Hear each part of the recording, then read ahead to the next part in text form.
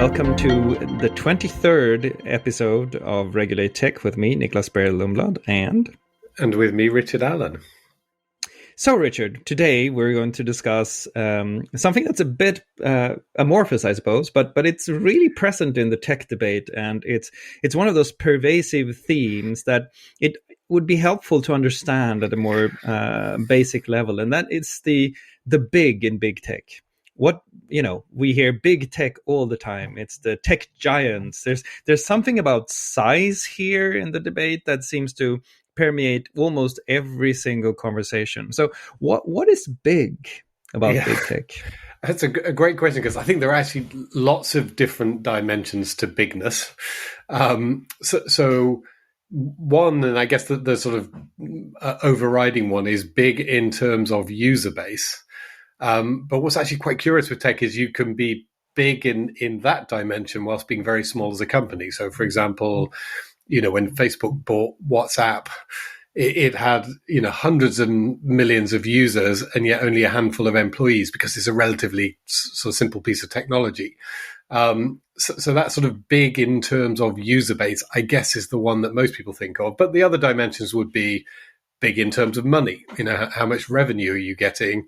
Or big in terms of the amount of information and data that you hold. And I say, so sometimes these will all come together, and sometimes they'll actually be quite different for different products and services. And sometimes it feels as if big is specifically not about something that is, in a static way, large, but something that grows fast. How much of big is about fast growth, and that is enabled by network effects in tech markets, example? Yeah, so it's the growth, but also I guess it's, when you talk about network effects, it's that sort of perception that that everyone is going to gravitate towards a particularly big product or service, and that therefore you grow quickly, you get to be dominant in your market, and then everything else stops. and there is this sort of idea as well that, all of the other plants wither in the shade that is cast by the biggest plant in the forest. And so there's that sort of perception that bigness also has a stifling effect, because only one player can be big in a particular market. And I guess the sort of classic example to look at there would be what was the sort of the search and social networking. But when we look at search, once somebody has gone out and indexed the entire internet, I mean, you can't be a small search engine, in the sense that if you've only got a small index of only a bit of the internet, you're not actually that useful. And so, you have to be big enough to be able to index the whole internet to act as a general purpose search. Of course, there's specialist versions of it, but the thing that you go to find something on the internet, by definition, has to be big if it's going to be useful. So that's sort of one dimension. You need that, that muscle, that computing power, and that massive index and database. On the social side, it's more, if you're going to join a network, you want your friends and contacts to be there again, or it's not particularly useful to you. So again, a big social network, from the point of view of there being all of the people that you need on it, tends to be better if it's general purpose as opposed to specialist. You're fine with a small social network of just a small group of people if that's all the people that you want to engage with. But if you're going online to expand your social circle, to make friends, to meet people with similar interests, of course, big is going to be better, because there's going to be more people with your interests on the bigger network than there will be on a smaller network.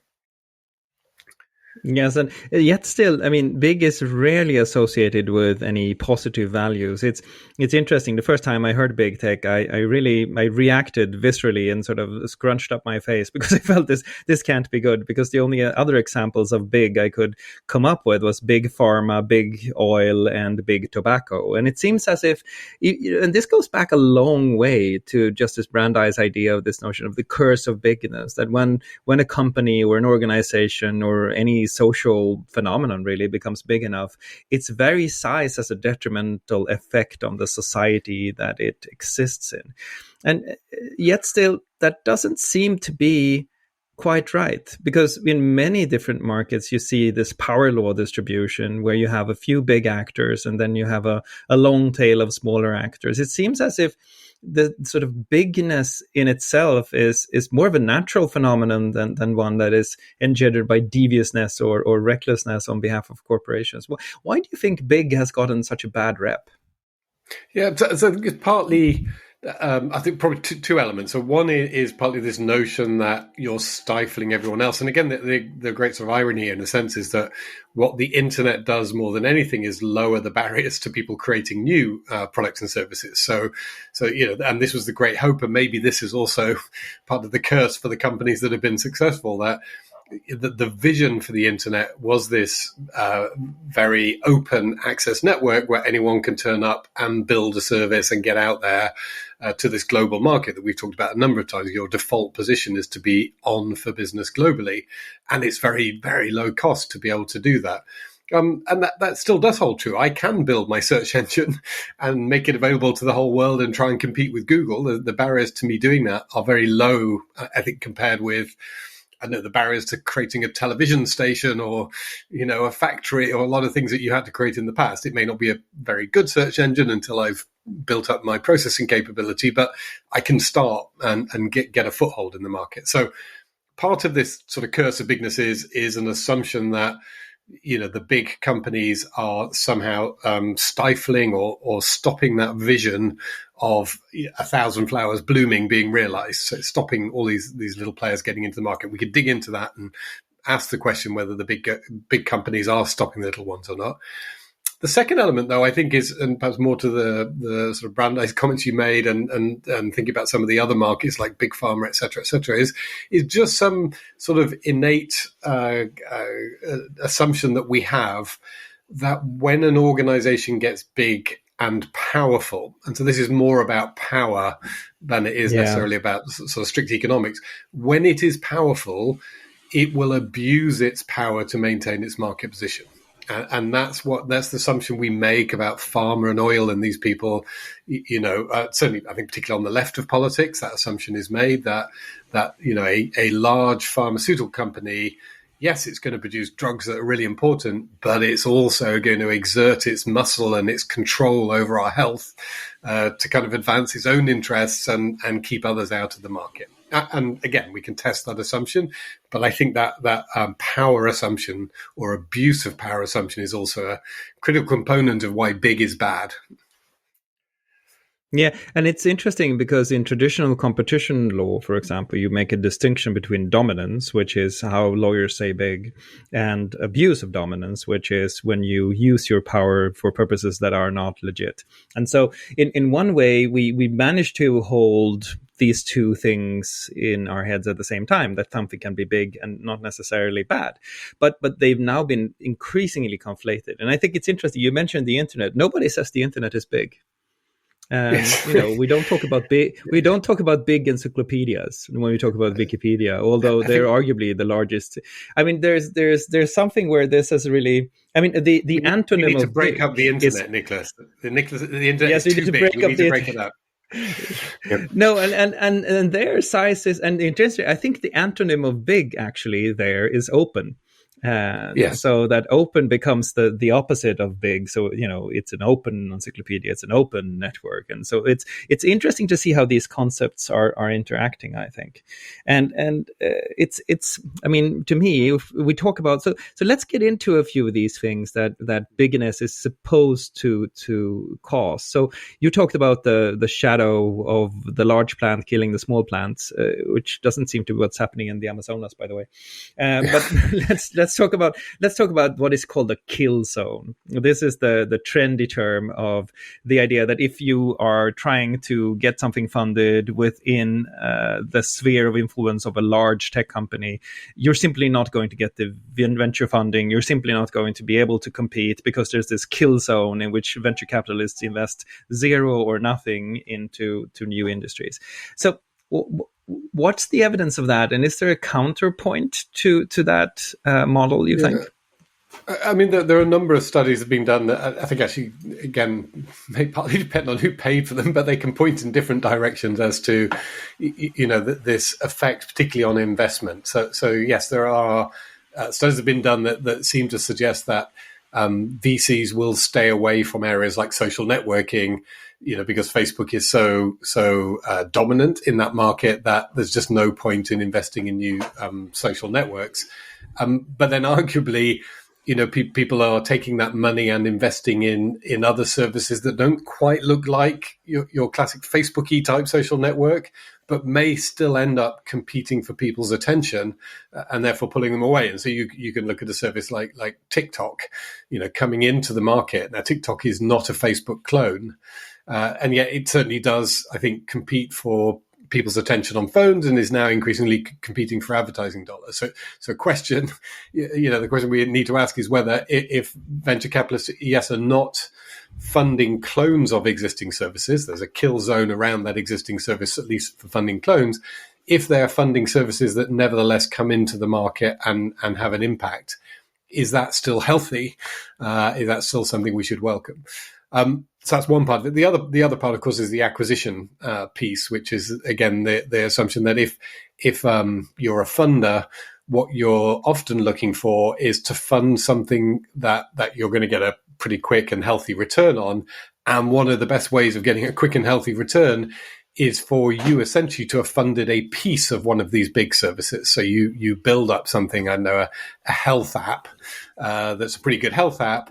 But really your goal is to have a Google or a Facebook come along and buy that health app and then scale it out to, billions of users. But you don't have to wait to do all that scaling to get your money back. You're going to get it back at a healthy price when a Google or Facebook buys it.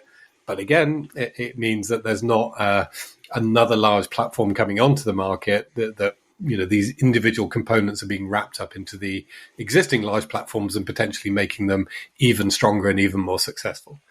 So I think it's a combination of those sort of two effects. So one is yes, we're not going to fund clones and therefore we're not going to fund direct competitors. But question, if the money goes into something that's competing from a slightly different position, how do we feel about that? And the second one is, when VCs come into the market, are they essentially looking to just fund something to grow modestly and then be bought out, as opposed to fund something that will be another Google or a Facebook or a major platform? Yeah, and it's interesting because I remember Halvarian saying that if you really look at it, what happens around large companies is actually that you have exit strategies available to you that could be licensing or acquisitions or mergers or some similar things that you wouldn't have access to if you didn't actually have the big companies in that market. And what it brings to mind is a really interesting comparison with, say, like pharma. So let's look at pharma. So pharma has a few very large companies that have a somewhat oligopolistic structure. And around them, there's this universe of small and medium-sized companies that are building technology, new medicines, etc. And at some point, the major exit strategy they're looking for is not to grow up and be a new AstraZeneca, but they're actually trying to license their stuff and then get it in. So there's a ton of innovation around a heavily regulated center. And that actually, I think, raises another question, and that is, okay, big pharma got big because they were really good at competing. They offered good products. They offered all of these things, but they stayed big because they were regulated. And increasingly, the FDA required that their products be tested and that the compliance costs that were imposed on them were such that they created a moat around the big pharma companies. So big pharma essentially got a ton of compliance costs, translated it into entry barriers or into a regulatory moat, and that then created a market structure where you have a kernel of oligopolistic companies and a universe outside of small companies and a ton of innovation pressured out to the sides. That seems to be happening in tech now as well. So tech might have gotten big with network effects, but if it stays big, it seems to me that it will be with the help of the regulators. Absolutely. I think that's exactly the direction we're heading in. And just to give you an example, there's a new rule that's coming into force, actually, I think on the 1st of July, around paying sales tax, value-added tax in the European Union.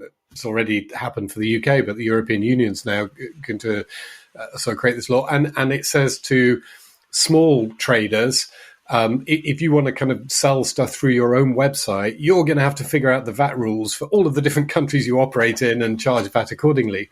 But if you use a major platform, an e-commerce platform, the e-commerce platform is going to be required to do all of this for you. And you can see which way you're going to go. It's the small guys, just to your pharma example, the small guys, there you can do your e-commerce.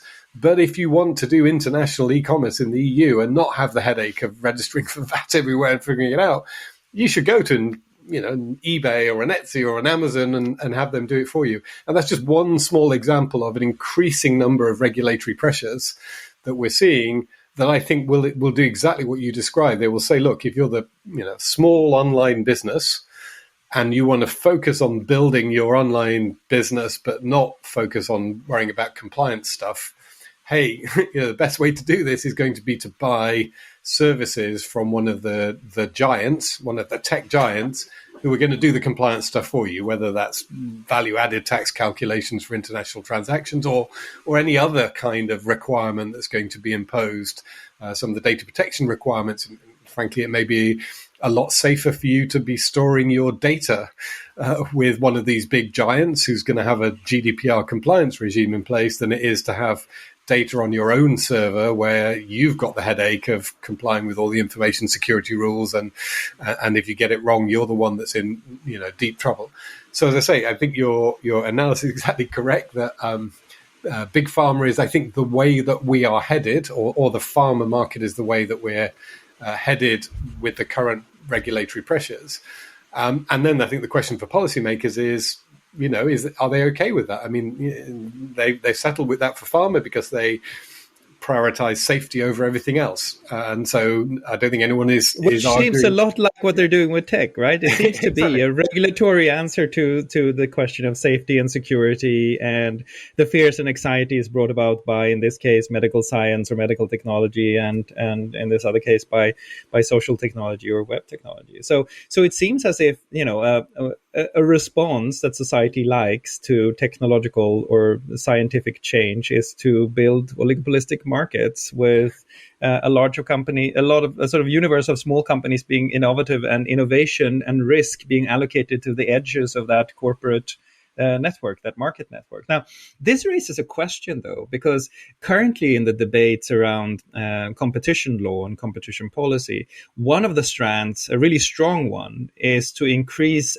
merger controls and acquisition controls and essentially shut that avenue off. Now, if you imagine pharma market with no ability to license your product or no ability to be acquired by a larger company, what would happen in that situation would be that you would essentially have outsourced all of the risk and innovation to the edges of the network and then cut it off, because there's no actual ability to exit for those small companies unless they try to grow into large companies, which they can't because of the threshold effects that they have with the compliance costs they have to assume at some point in their growth curve. So it seems you have to choose, right? Either you have the oligopolistic response to your anxiety over technological change and keep mergers and acquisitions really open and encourage licensing in order to get innovation. Or you say, we're just going to not regulate this market because we think it's still open enough that anyone can actually be a winner and anyone can take the big prize and anyone can grow. So we're going to leave it as it is with more of a laissez-faire, hands-off version and see, once it all settles down and the dust settles, see who's still on top. But you can't do both. You can't say we're going to have an oligopolistic structure with no mergers and acquisitions without sacrificing the third, which would be innovation and technological change, right? So there is some thinking that sort of tries to reconcile those two sort of conflicting interests. So one is I don't think that we're on a path towards this more heavily regulated world, and in that heavily regulated world, governments are going to inevitably sort of steer things towards a few points of control. And those points of control will be the large platforms, will be the app stores and so on. And so I think that's inevitable. Now, one of the ways that they're trying to square this and keep things innovative is to say, well, perhaps we should regulate those large platforms in a special way so that they are required, or we will manage the terms under which they will give access to others. They'll be required to give access. So this comes under various banners. That there's the sort of public utility banner, There's the interoperability banner. So you can use different terms for this, but essentially a model in which, you might say to companies effectively, you've got to do your business through a central platform because collecting taxes is the most important thing to us as governments, and therefore we're going to make you do it. But we're going to regulate the terms under which that platform has to offer this service to you. We're not going to allow them to dictate the terms. And that way, as a small service, you would, in theory, get advantage of the distribution of the large platform, get advantage of them doing the regulatory stuff for you, but you wouldn't have to sell yourself to them. You'd be able to stay independent of them, but rely on government to regulate the terms under which they do that. If we think of, one of the more controversial acquisitions, or the one that often comes up, is Facebook's acquisition of Instagram. In this world, with a sort of modern growing Instagram, if there's one today, then the regulator might say that an Instagram can't be bought by Facebook, but an Instagram would have a right to be able to distribute its content through Facebook, to grow on the back of Facebook, and somehow dictate the terms under which it could do it, and then assume that this new Instagram is going to be quite happy to stay independent because, say, they're going to get the advantage of the big platform they can live off for a period of time while they're growing without having to be acquired. Now, of course, when they get big enough, we've then got the question of what to do with them once they're the size of Facebook, and that certainly happened with Instagram where it got that big. But it's that sort of public utility or regulated access or interoperability model I think a lot of people are discussing right now, precisely to sort of keep that open marketplace, but not allow the big platforms to dictate or dominate. I think that's interesting because it leads me to think about the Real Player case, where the idea was that, Windows launching their own media player was destructive, and you needed to provide access for Real Player and others who wanted to build on the system. And it was all about the interoperability, open APIs, etc., etc. Yet, where's Real Player today? There's no Real Player. They got everything. I mean, they got the access to the APIs. They got all that stuff. Now, you can make the argument that they got it too late and that competition law is too slow and that it should have been an ex ante granting of an open API whilst the process was ongoing. But I don't know of any historical examples of that kind of thing working, the interoperability really making sure that others can grow and become equally large. Do you know of any historical examples showing that? Yeah, I'm just thinking, one of the interesting stories is the story of Chrome and Firefox versus Windows Explorer or Windows Exploder, as we used to call it. But, Microsoft, was dominant in the desktop market. It had, the first browser that people came across. And actually, way back then, there was a reasonably concerted effort, I think, by them to try and, split up the HTML, the World Wide Web standard, so that there would be a difference between a Microsoft browser and other browsers to give themselves an edge. But interestingly, today, as we sit here today, and partly as a function, I think, of Apple's growing, Apple computers growing, not literally Apple's growing, but partly a function of that. And in spite of the fact that Windows still, Microsoft still distributes, hundreds and hundreds of millions of operating systems with their browser, which is now called Edge, isn't it? Built into it, Chrome. And it's also built on Chrome, by the way. It's built on Chrome now, yeah. So it is OneWeb, but a competitor's product, Google Chrome, did manage to get number one position, sort of past that. But I think that depends on two things. One is that the World Wide Web did remain, fully interoperable, and the standard remained outside of the control of individual companies like Microsoft or Google or anybody else. And the second part of it is there was a real technology battle, and again, sort of, it became quite well known that there were issues around security, in particular, with some of the Windows Explorer stuff that was happening then. Chrome was a faster, slicker, more secure product, and I think for a period of time, Microsoft people even wouldn't disagree with that, even if they've done a lot of catching up now. And so there was a sort of genuine technology competition, and then crucially, I think, an open standard that was not owned by any of the players that everyone was working to. But if I wanted to push back on that, what I could say is that that's all well and good, but you were talking about Google competing with Microsoft. Yes. None of those companies are. It's not like there's a small startup that manages to grow really big on the large company's platform and then compete with them. Technology competition seems to suggest at least some capability to innovate, invest, and improve your products. And maybe that's what we should aim for, to make sure that there's really, really harsh competition between those large platforms. And that's sort of the aim of competition policy rather than anything else. That's a facile way to push back. But what would you say to that? Yeah, I mean, you're right, because it's not Opera who's become the sort of dominant browser in the market, or any of the other sort of smaller offerings. And there are people who keep coming up with new ones. So I think you're right, but I think probably in that case, a lot of it's down to the marketing budgets. The big companies do big marketing, and so they're able to do that. So both Microsoft and Google, you're right, can literally sort of stick their browser offerings in front of us on a regular basis and actually do lots of behind the scenes deals where things get installed that otherwise wouldn't be installed onto other people's platforms, and the small companies really going to keep struggling to compete on anything where getting in people's faces is key to getting market share. So I think that I would suspect is the reason that is not, it's not a sort of perfectly sort of technically level playing field. People can come along with great technology. And again, the dynamic we talked about earlier would probably apply, that if they came up with a fabulous new browser product, I think Google would quite quickly come shopping and do the other phrase industry insiders know, the acqui-hire, where you buy a product not because you care about the product. In fact, you shut it down once you've bought it, but because you care about the people. And there's a group of 10 or 15 brilliant people who you have showcased their talent through by creating some sort of fantastic browser. Let's say I would put good money on the Google Chrome team sniffing that out and coming and saying, hey, why didn't you come and work for us? We'll buy your company.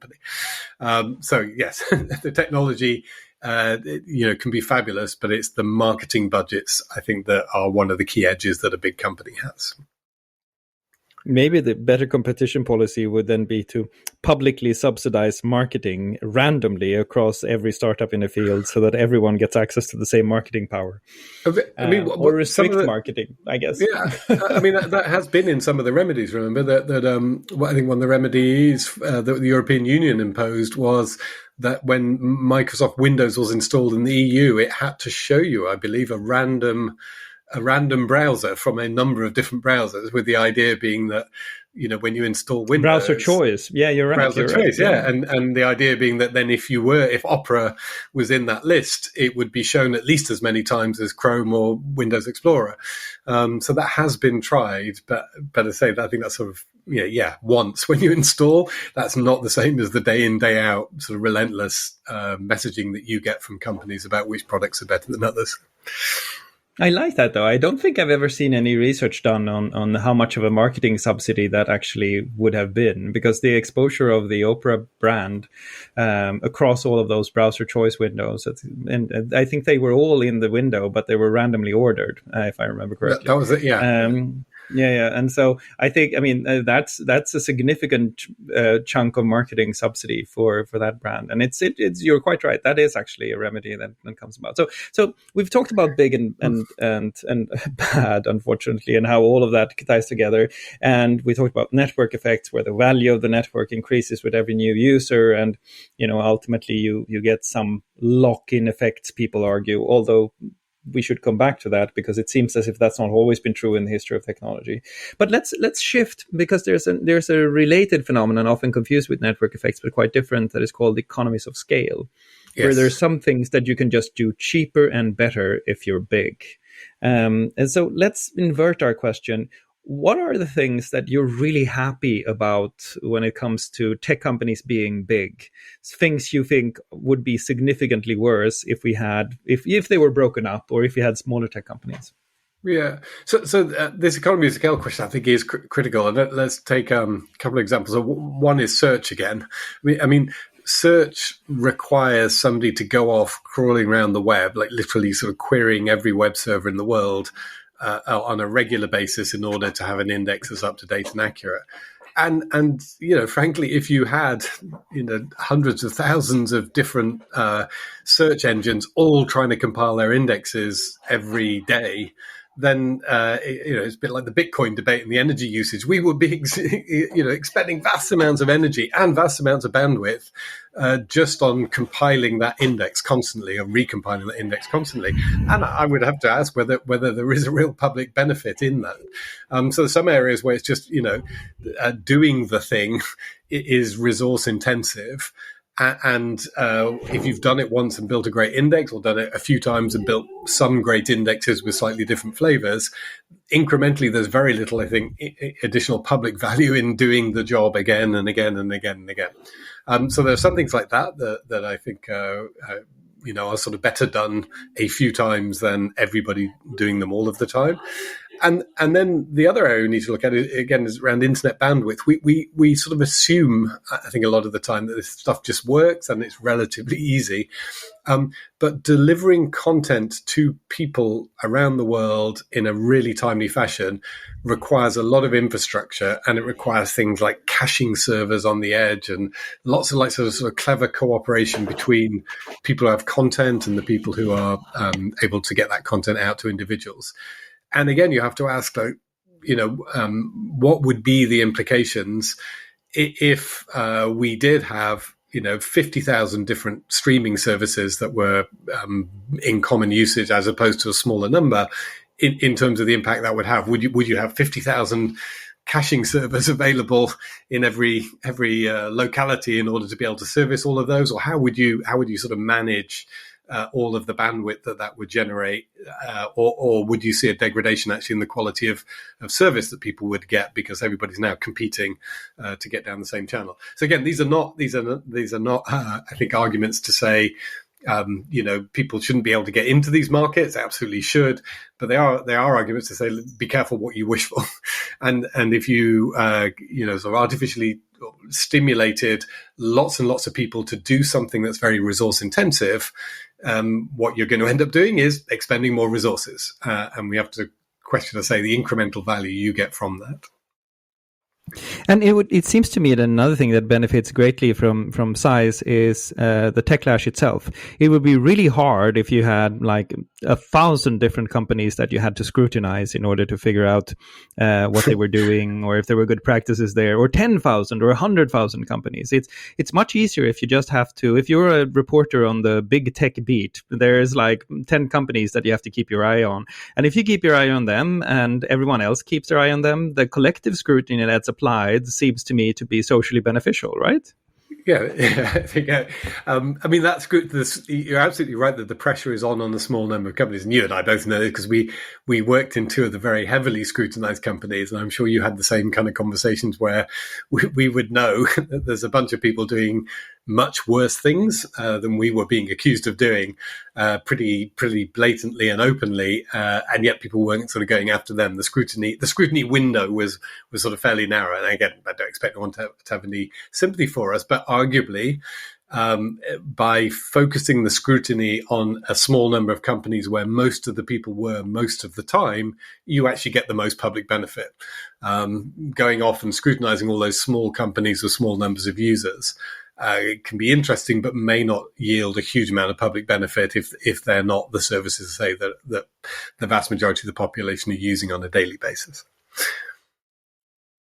What we also, and the other intuition, of course, that I think everyone shares is that it's much easier for me to share my personal data with a Facebook or an Amazon, and my credit card data or whatever it might be with one of these large actors, partly because I know of the focused interest and scrutiny that they're under, but also because I expect them to have all of their security and privacy practices pretty much in order, because I know that takes a lot of resources. I know security work is really hard. I know that they can pay the best security people. So it seems to me as, security is one of the things that you have mentioned when you and I have discussed this as something that could be materially worse if we were to get if we were to break up a lot of the big tech companies. Now, that shouldn't be taken just as fear mongering. We could argue that, oh, sure, that's what you're supposed to say. but I think that there's something about security that lends itself to the same kind of economies of scale, right?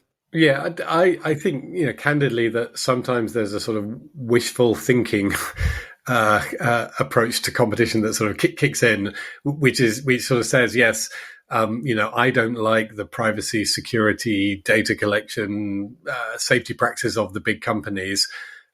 If we could disrupt the market, other people would come in and compete on being better at privacy, security, safety, etc. I just don't see it, frankly. Smaller companies, if you're in a highly competitive market and you're trying to win users, frankly, the smaller you are and the younger you are in your development as a business, the more likely it is that you're going to take shortcuts in all of those areas because your focus is growth, growth, growth. And I was at Facebook so long enough ago when their focus was growth, growth, growth. And I'm sure similarly for Google. And I saw all of those things improve over time. Privacy, security, safety, all of these things got better as the company was more scrutinized and became more grown up and had more resources. And I'm very confident that smaller competitors were not as good at those things. And I don't see this dynamic. I just don't see it out there in a competitive tech marketplace. Why we think anyone would be successful if they came into the market and said, "Hey, I'm now competing with the big guys, and I'm going to move more slowly than carefully than them." It sounds good. But it doesn't work in practice. Like it's not what wins you users.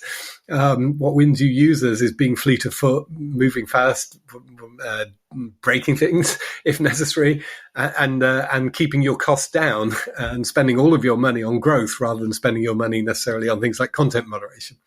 So yeah, there's a sort of wishful thinking dynamic. It's very reasonable to say, look, I want these big companies broken up because I don't like them, because they're too powerful, because I think they sort of rip everybody off financially. Those are all good arguments. But the argument that, we need to break them up because then everyone's going to be competing on privacy, security, safety, no, I just don't see that happening.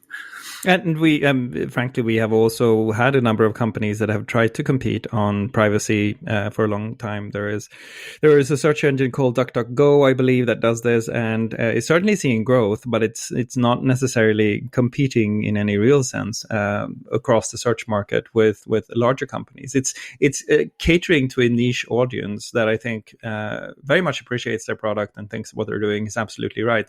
But it's hard to compete on a single dimension, and I think that's the problem here, that you're being expected to compete on only the privacy dimension when people also care about search quality. They care about design. They care about the other people who are using the same search engine to the network effects point. And so there's much more to competition than just a single dimension, and hoping that you'll get competition along that single dimension if you have many smaller companies, or if you break up big companies, it seems to be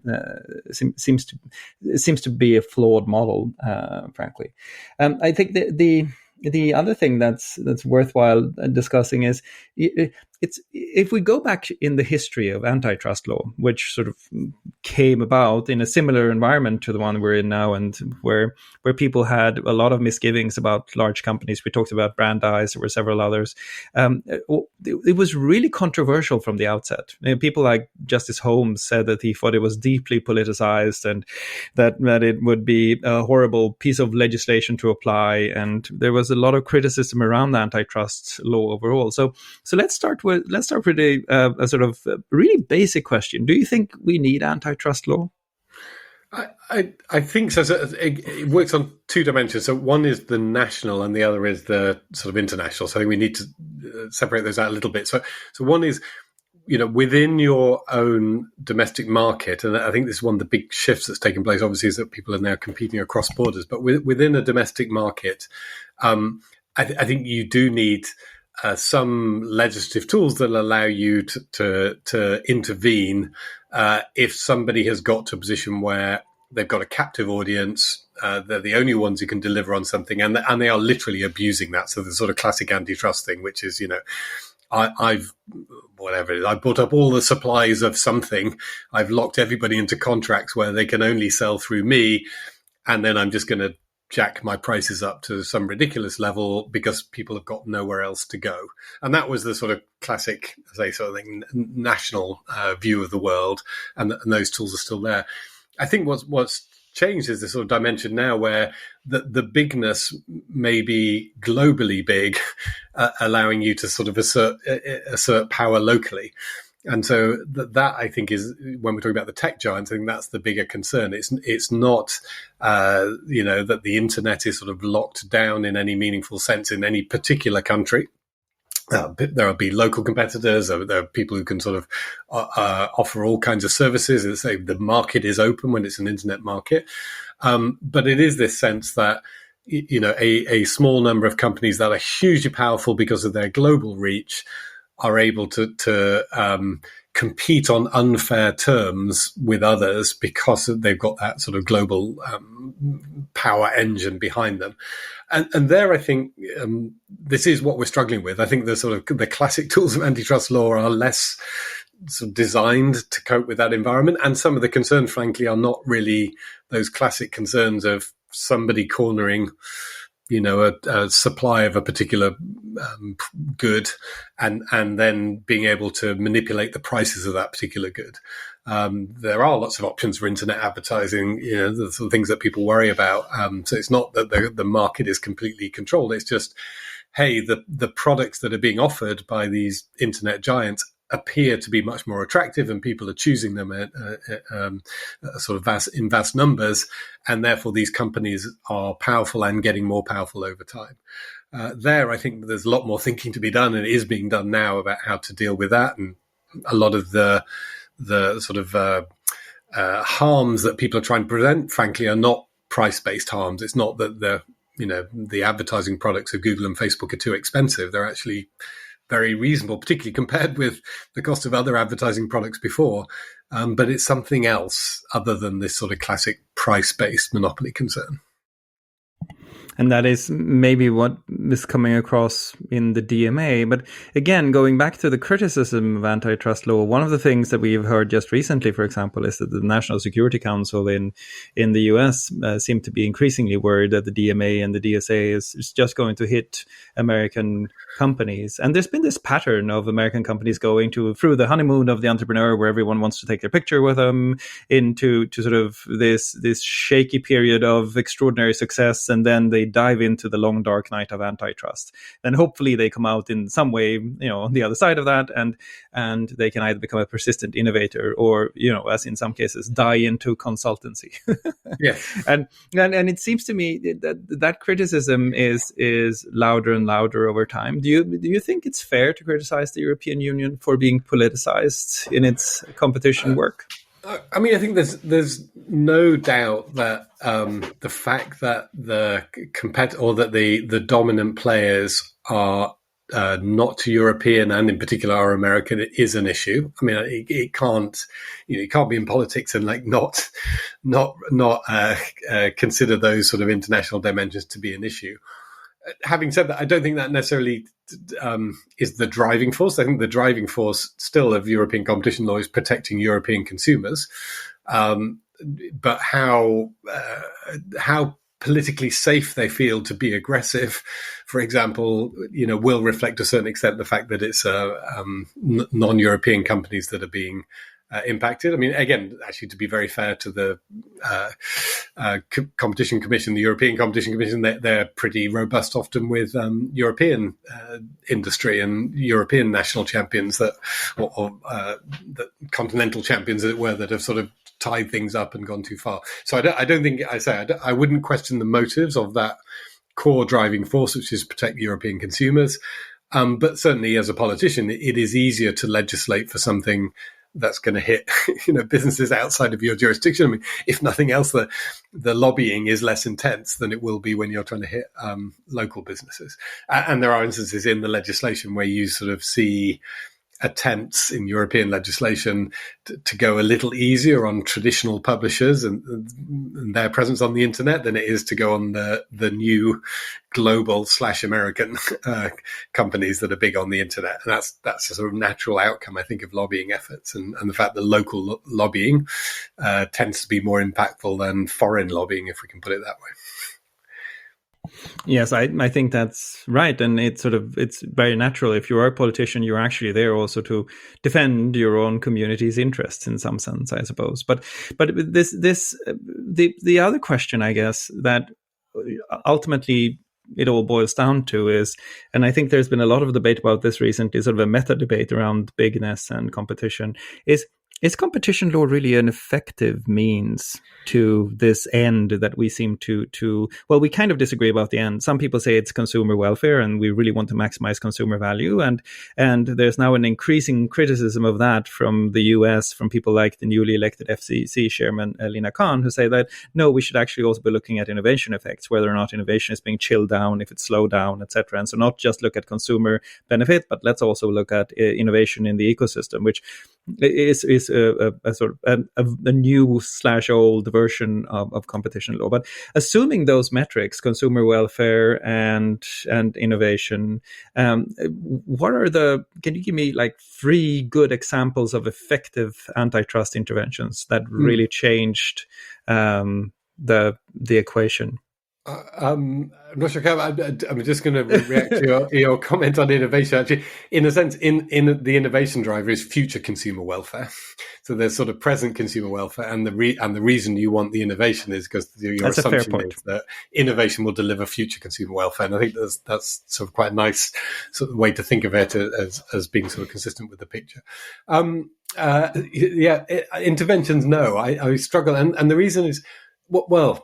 We can think of the Microsoft Google example, and one interpretation of that you know what competition law tends to do is plays catch up, but to quite an extreme level. So it takes so long to bring a competition case that by the time you get to some kind of settlement and remedy, you know, in business cycles, often the original complainant has gone, and so the real media example is the classic one. Is just, you know, arguably, if competition authorities had managed to, you know, force Microsoft Windows to offer the real player version, you know, within 3 weeks of them making their complaint, the world might have been different. But as it was, it took years. Even though they were successful, it took them years, and therefore it's a little bit too late. But the theory that is sometimes advanced is, look, the effect of the competition cases on Microsoft writ large was to make them extremely cautious, because when you're in a competition environment, you inevitably slow down your acquisitions and you tread extremely carefully because you don't want to get into more trouble. And while Microsoft... There's an anecdote about that I think is worth just inserting here, which is that there was an article a couple of years ago where they talked about this very phenomenon at Microsoft and how it had changed their view on innovation and new markets they wanted to enter. And one of the key terms that kept being repeated at Microsoft, according to the article, was, let's not send Bill to DC again. And there is something about that. Your ex being called in front of Congress or in front of the European Parliament, that has a sort of it gives people pause in a company whether they like it or not. You're quite right. Just sorry, I thought it was a worthwhile anecdote too. It is, and then the flip side of that, and again, the people who study this and I'm sure will have strong views on it. But the flip side was that there is a view that was part of what allowed Google to grow as it grew actually into other markets, like its online office products. So there was an element of creating more space for a Google to grow up, and potentially an Apple as well, because Microsoft, the big beast at the time, had been hobbled. So that's a sort of second order effect. And now I think some of the proponents who want to see lots of competition cases brought against Google and Facebook, part of the rationale for that is that if Google and Facebook are facing competition threats, they're going to move more slowly. So it's an anti-innovation. They're going to be less innovative, and whilst they're moving more slowly and are engaging in less innovation, that creates a space for others to come into the market and do more. And again, that's certainly, I think, reasonably accurate from my experience, that as the competition heat sort of grew under a company like Facebook, things like, let's just go and buy WhatsApp, was not on the agenda anymore. It was, you were super careful about everything you did, because you were literally thinking of it in terms of it being a future competition case. Any wrong move would end up in a competition case. And so that question, now that we're seeing these sort of, pressures on Google and Facebook in particular, will that not directly but indirectly help other people, because they will be able to get busy on things while these sort of very large companies are tied up fighting defensive competition cases. It's interesting because that leads me to ask the obvious question, which is Microsoft didn't disappear. They're still a very successful company. They're still very, very large. So the theory of competition is not that one company will rise and then another company will go away, but that we'll get more very big companies, or sort of what's the end state there? And I think that's reasonable in a way. And I think that I want to project into the future a bit here and sort of get your best effort guesses, because one of the things that you saw, for example, in the breaking up of the telecoms monopoly in the US was that within a few years it had reconsolidated. And I'm sure that if you were to break up the tech giants after a few years, they would reconsolidate, because that's sort of the way that markets work. But if you look at this, all of the competition work, all of the criticism of big that you see today, the entire environment that we're living in. Now, fast forward 10 years, do you think that we'll still have the same top 10 tech companies as we have today? Or do you think that any of them will have disappeared, or that there will be any new ones? Yeah, I think there will definitely be new ones. And again, there's a sort of long view to be taken here, which is, I'm sitting here and I'm talking to you over a Google Pixel book, and I think you're on a Apple MacBook, and people will be listening on all kinds of different devices, and people can go, it's so dominated. There are these sort of small number of tech companies dominating the market. But let's go back some 15, 20 years. We'd all have been on Windows computers. So we now have a number of platforms. You can argue it's not enough, but we have more platforms than we used to have for our personal computing. And personally, I think it's going to keep growing. It's not going to be 1,000 different sort of platforms coming in, but incrementally, I think as the market expands, it can accommodate a few more people coming to the marketplace each year. If we look at the social media side of things, again, people sort of scream about the social media concentration. Actually, today, with TikTok and Snap and various other services out there, I'd argue it's actually a little bit less concentrated than it was in the bad old days when it was all MySpace. And again, so I think this incremental growth of choice of products is going to happen in this space. I don't think it's going to sort of consolidate all the way down. And I think it is different from telecoms, because telecoms is a pretty, in a sense, sort of unidimensional product. It's like, deliver some, these days, bits to a house down some form of wire or wireless. It's pretty sort of standard commoditized product. I actually think the markets that we're talking about are more interesting, so that we will see some competition effect. We won't see another search engine necessarily at the scale of Google, but there'll be competition effects for discovery of products that won't necessarily look like search, but there'll be other things coming into the market. So that's my view. As I say, I'm optimist on this front, but I think we will see steady growth in choice. But the choices will be products that look a little different from each other, and yet are all very useful and innovative tech products. And all draw on the economy of scale. So, I mean, a reasonable prediction would be to say that in 10 years, there will be more companies designated by big tech. You'll have to expand the GAFA, so it will be GAFA, TAPA, MATA, something, because you will essentially have more companies. They will still be really big, because that's the best way they can serve the market. And they will still be competing between themselves in different ways that could generate consumer benefit. Is that a reasonable prediction? I think that's a reasonable prediction, but this gravitation and going so back to earlier in the conversation that you described, I think very effectively, it's a pharma market, a pharmaceutical market, not a farmer's market, but it's more like the pharmaceutical market, where it's big and small, than it is going to be like the literal farmer's market, where it's all and maybe that's a terrible pun to end on, but it's very good. But no, please go ahead, do it. Because I think, in a sense, a lot of the frustration is, people who built the internet, who love the internet, saw it as a literal farmer's market. We all turn up with our goods in our sort of smocks. We're all small scale and we all compete with each other equally. It has turned into the other kind of PHARMA farmer market, But I think there's a certain inevitability to that is driven even further by regulation, our core subject, towards that. You can't have a pharmaceutical market where everybody just turns up with their homemade pills and sells them, unless you're in San Francisco.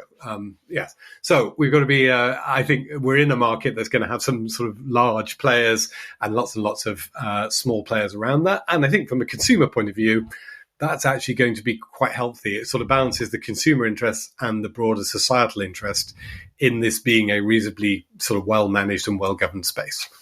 Well, you just gave us our tagline for this episode. It's from farmer's market to pharma market. Thank you for that. That's brilliant. Okay, then. I think that's an excellent note to close on. As always, keep your comments coming and let us know if you have any thoughts or ideas about the podcast. And you can find the podcast on Richard's website, which is www.regulate.tech. Perfect. And thank you for listening. We hope to have you with us again next week.